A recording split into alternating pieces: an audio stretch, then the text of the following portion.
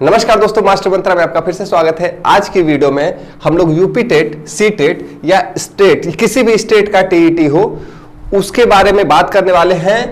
अब कोई क्वेश्चन नहीं छूटेगा। इस वीडियो को शुरू से लेकर लास्ट तक देखिएगा और उसके बाद टेट में कोई भी टेट हो आपका कोई भी क्वेश्चन नहीं छूटेगा, इसकी मैं गारंटी देता हूं। बस आपको ये जितने मिनट की वीडियो है उतना ही देखना है। सबसे पहले मैं अपने बारे में बता दूं कि मैं 2 बार सी टेट, 2 बार यूपी टेट, प्राइमरी अपर सभी पास हूं कई बार।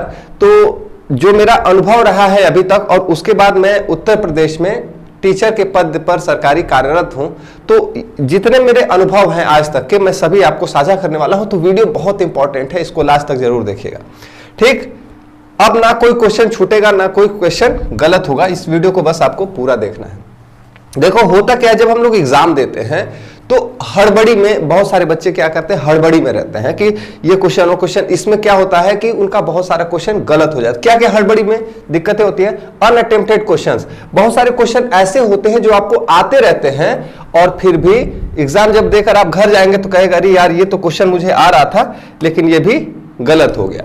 यानी कि क्वेश्चन आपको आता हुआ रहेगा और वो भी क्या हो जाएगा, अनअटेम्प्टेड रह जाएगा। वो आप उसको अटेम्प्ट नहीं कर पाएंगे, उसको सॉल्व ही नहीं कर पाएंगे, छूट जाता है ऐसे क्वेश्चंस। ठीक है, हड़बड़ी में आसान प्रश्न गलत हो जाते हैं। प्रश्न तो बहुत आसान रहेगा, घर आने के बाद यार इतना आसान प्रश्न, इसका मैंने गलत उत्तर कैसे लगा दिया।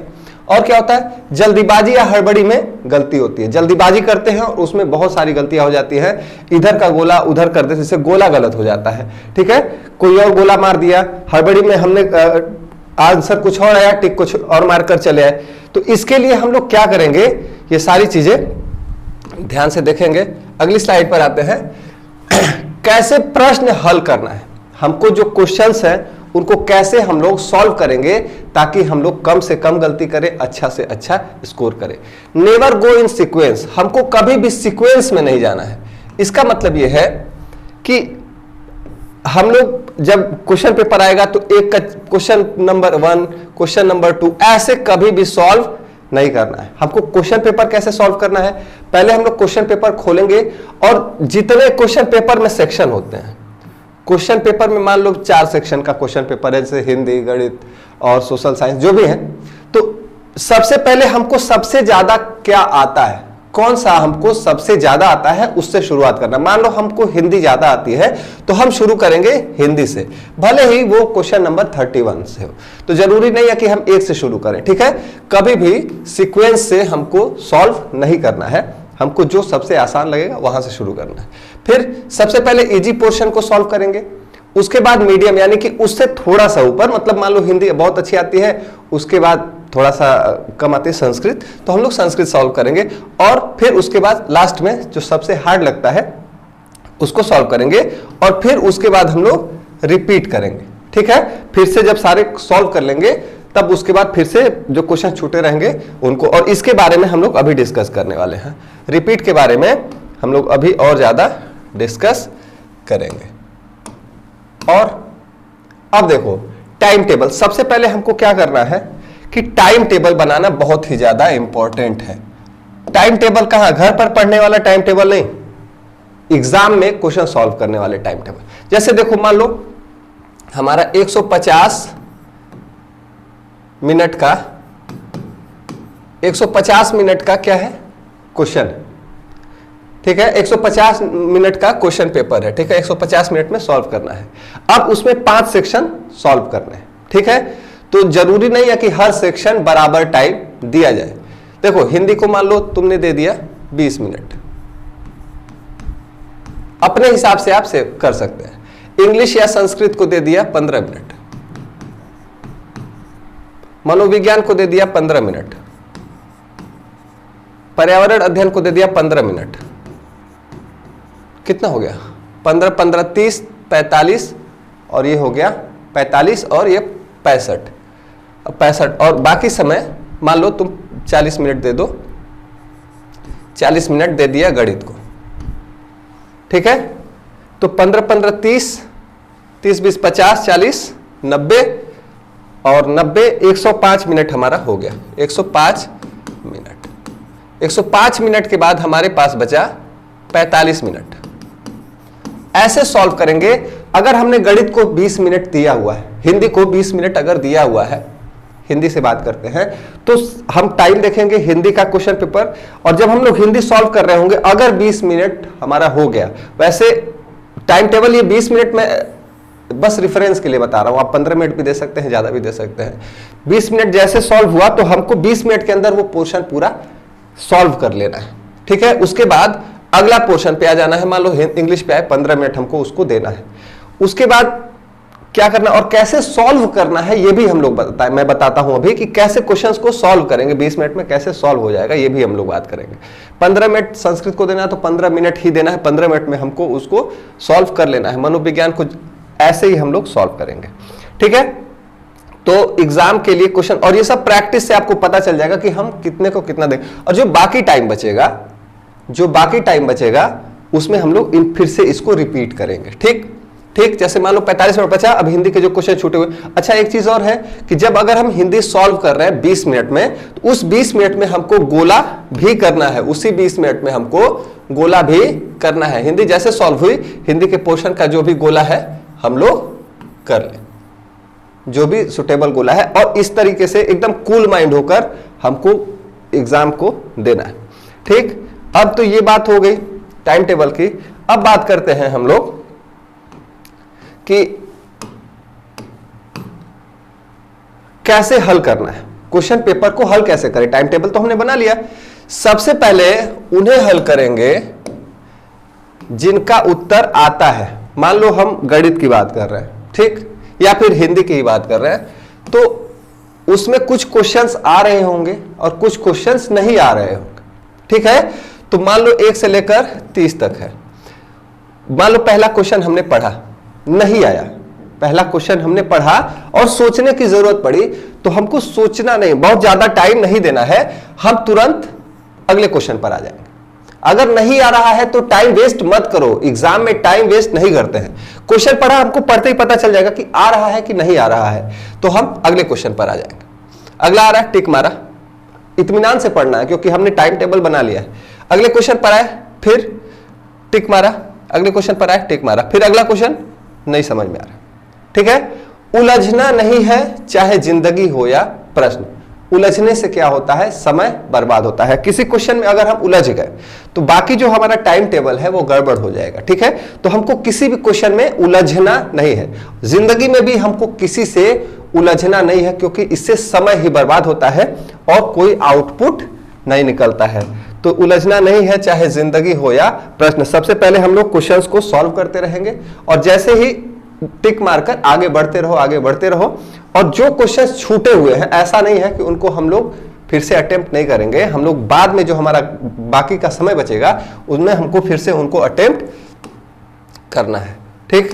तो अब हम लोग बात करेंगे गणित में समय कैसे बचाएं। सबसे ज्यादा प्रॉब्लम होती है मैथ्स में।